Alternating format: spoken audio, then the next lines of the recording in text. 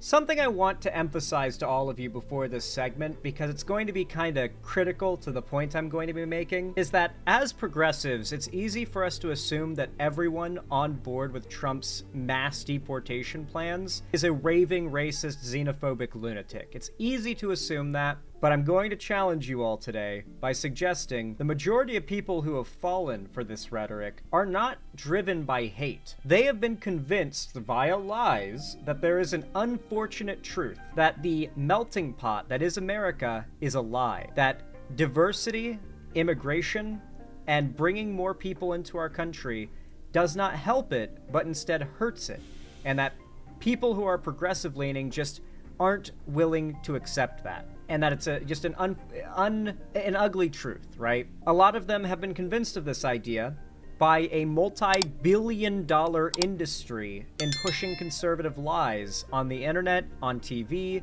on the radio, and in print media.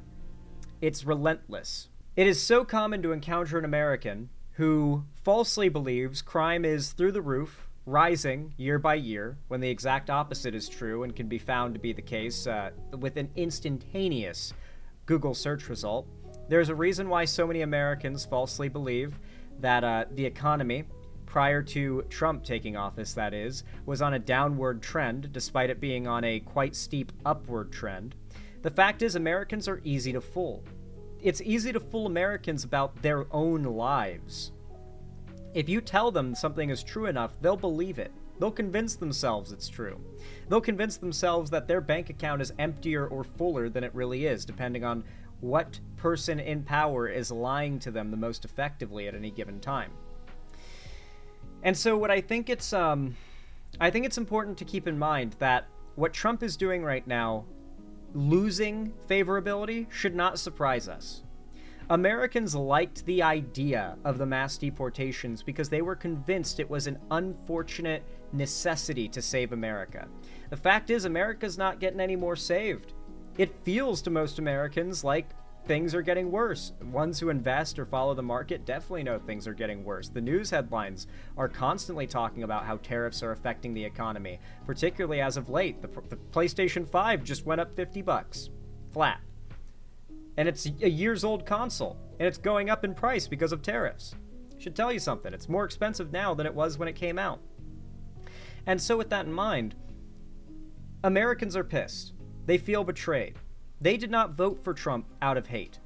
Many of them did not vote for Trump out of hate. I know it's a hard thing to admit because we want to believe they truly are all just a basket of deplorables. How could they vote for this absolute creep, cretin, criminal monster unless they truly are just a basket of deplorables? But the fact is, the more you shit talk Trump, the more it seems like you're just vindicating him of everything he says.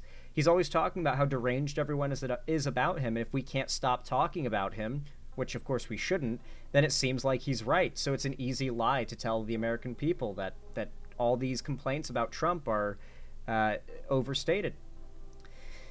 And so they were all very excited when he took office and he said he was going to follow through and do mass deportations. What Americans that voted for this did not expect, though, was for Trump to put millions and millions and millions of taxpayer dollars into building detention centers. Overwhelmingly, I have heard conservatives who are pro-mass deportation complain that we are building detention centers. They don't want these people kept anywhere. They don't want our tax dollars going to keeping them in some kind of facility. They want them picked up off the street and sent straight out of the country, from the street to a plane to out of the country's borders. That is what they voted for. And the fact that Trump is now widely building all these detention facilities instead just looks like, to them, and granted that's not what's happening, they are fast-tracking these people through, but to them it looks like Trump is just keeping them there like prisoners that our tax dollars are paying to feed. And so even his own supporters that are in favor of the mass deportations are not happy about places like Alligator Alcatraz, the facility that Trump had built in southern Florida in the Everglades to hold migrants and presumed illegal immigrants before being deported. They aren't in favor of it. Not even his own supporters. They want them gone, not held in a facility. And I guess this is just another example of Trump hyping up his fan base too much before actually gaining power.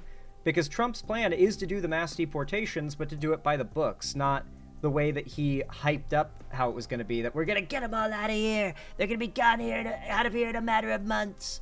That's what they voted for, and that's not what's happening. So his supporters are mad about it. Of course, it's in Florida. Yes. I'm from Florida, and I can tell you, this was not a surprise to me when the news of Alligator Alcatraz's construction came out. Anyway, let's not dilly-dally any further. Let's get into this headline, because Alligator Alcatraz might be on its way out. Local 10 News starts right now. A federal judge has handed down a ruling for the migrant detention center, Alligator Alcatraz. That judge giving the state 2 months to dissolve operations at the facility that is in the middle of the Everglades. And today, Miami-Dade's mayor arrived at the center. Local 10 News Hightower joins us live right near Lord. Ochope. All right, and what is next now for Alligator Alcatraz, Michaela? Eric and Chrissy, that is the big question. What is next? But I can tell you from what it looks like from that federal judge's ruling is the days here at Alligator Alcatraz, they are numbered. Miami-Dade Mayor Daniela Levine Cava coming here on the ground. She said she tried to get inside after speaking with them. Remember, Miami-Dade County is a pretty progressive part of Florida. There are 3 areas of Florida you could argue are left-leaning. Tampa, Orlando, and Miami. Other Florida cities are fairly left-leaning, but those 3 in particular are, without a doubt, the highest concentration of blue voters in the state. So we're talking about a county that is very much in blue control where they built this, and it seems like governments on a local level are fighting back. You've got the states fighting back against the federal government, and then in the red states, you've got the blue counties fighting back against the red state government. Thus, she was told she wasn't allowed access. She had to apply for credentials, but she described this as being personal, this entire facility being built here on county property. We're here because yesterday, justice was won for Miami-Dade County. The ruling from Judge Williams is a victory for local control and freedom, for local communities, for our environment, our natural resources, and for all of the advocates who have worked so tirelessly to get this facility closed. It could be the end of the road for Alligator Alcatraz. A federal judge giving the state 2 months to dissolve operations. Hours after the landmark ruling, charter buses seen filing out of the controversial detention center.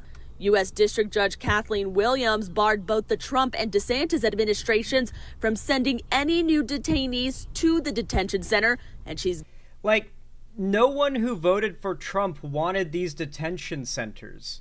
The people who wanted Trump's deportation policy wanted these people out of the country. Now our tax dollars just go to like housing and feeding them for what, weeks, months at a time before they get deported. That's not what Trump supporters voted for. They voted to get them out of here.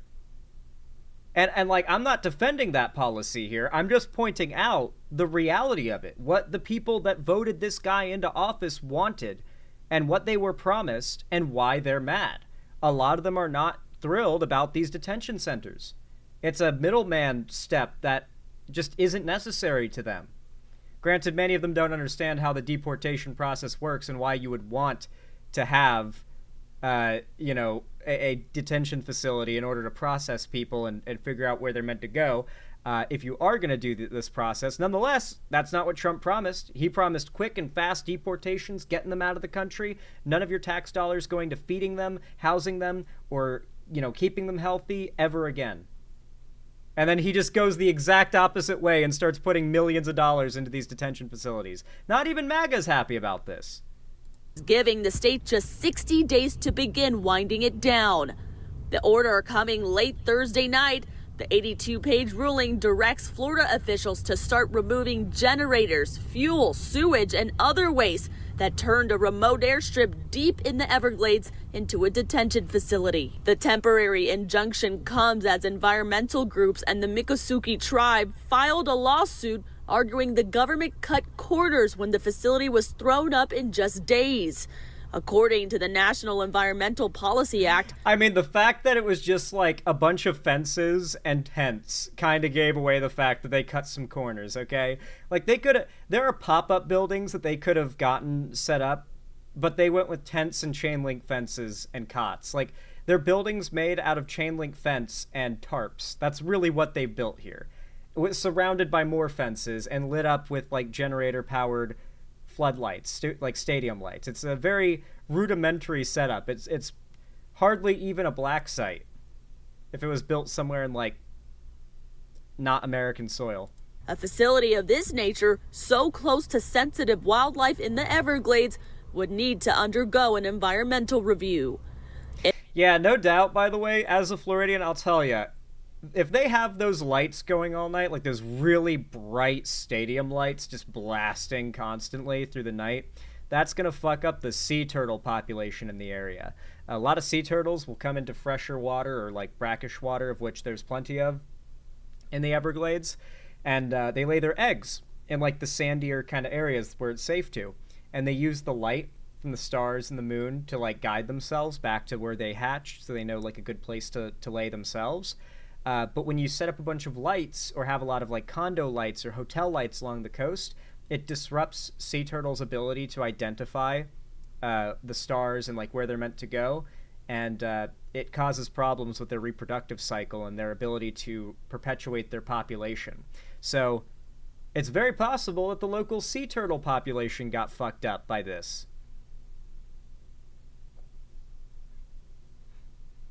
Oh yeah, from what I can tell, the guy with the iron crosses in his name, John Isaac in YouTube chat, was a Nazi, seemingly a Synthetic Man fan. In a statement, Miccosukee Chairman Talbert Cypress saying, "When it comes to our homeland, there is no compromise." The environmental group Friends of Everglades, a plaintiff on this suit, reacting with a statement that says in part, "This sends a clear message that environmental laws must be respected by leaders at the highest levels of our government, and there are consequences for ignoring them." So this lawsuit is still ongoing, but for now, Alligator Alcatraz is on borrowed time. And that ruling coming down late last night, we have been waiting to hear from Governor Ron DeSantis' office, and we have finally heard from him. And his response to the judge's ruling is they aren't backing down. Yeah, we got news last night that we had a judge try to upset the apple cart with respect to our deportation and detainee processing center down in South Florida at Alligator Alcatraz. I just wanted to just say this was not something that was unexpected. This is a judge that was not going to give us a fair shake. This was preordained, very much. What?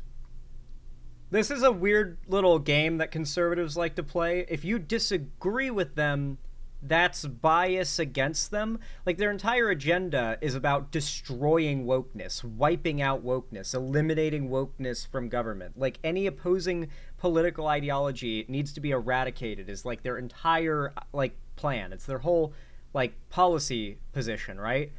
And yet when a judge they don't like that disagrees with them does what they do, they play the whole they decided this without giving us a fair shake. They're just biased against us. Yeah, that's kind of what politics is all about. You're waging war against another side blatantly, and now they're defending themselves. So, yeah, it's a bit biased by nature. An activist judge that is trying to do policy from the bench. This is not going to deter us.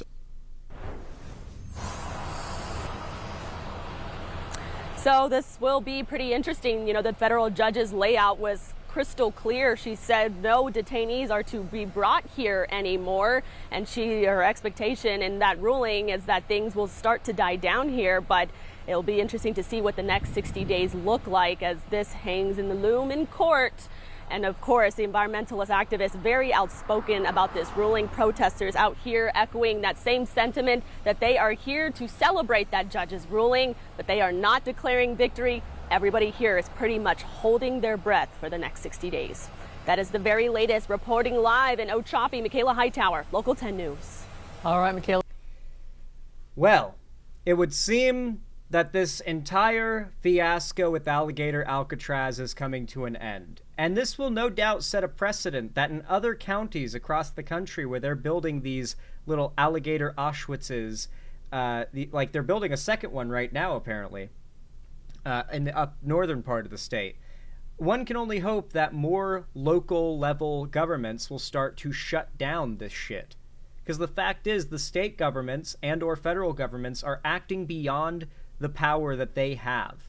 Unless they're willing to mobilize the military to break the law and force federal will upon the state and local level, I don't think that the Republican administration in power right now can do anything about it. I don't think Trump or the federal or state administrations can do anything. I don't see them rolling out military to shut down politicians in blue districts and blue counties. I could be wrong, though. Who knows? Like, I'm trying to be. I'm feeling more optimistic lately. Like, I know things seem really bad right now, but I've low-key felt kind of optimistic politically. Like, I feel like things are gonna start to swing back towards the left's favor way harder than it has in the past, considering how much harder things swung to the right's favor this time around. Feels like the reckoning for the right is going to be real fucking strong at some point in the future, and I feel like we're maybe a year and a half out from that being, like, very obvious. But I've been feeling optimistic. I feel like something is bubbling right now. Something is broiling, and it's a discontent with this anti-woke stuff, the fact that it's just gone too far. And I think we're going to see a pretty big pendulum swing to the other direction. I think we've seen a few stories, but this is one of them that suggests it's starting to happen.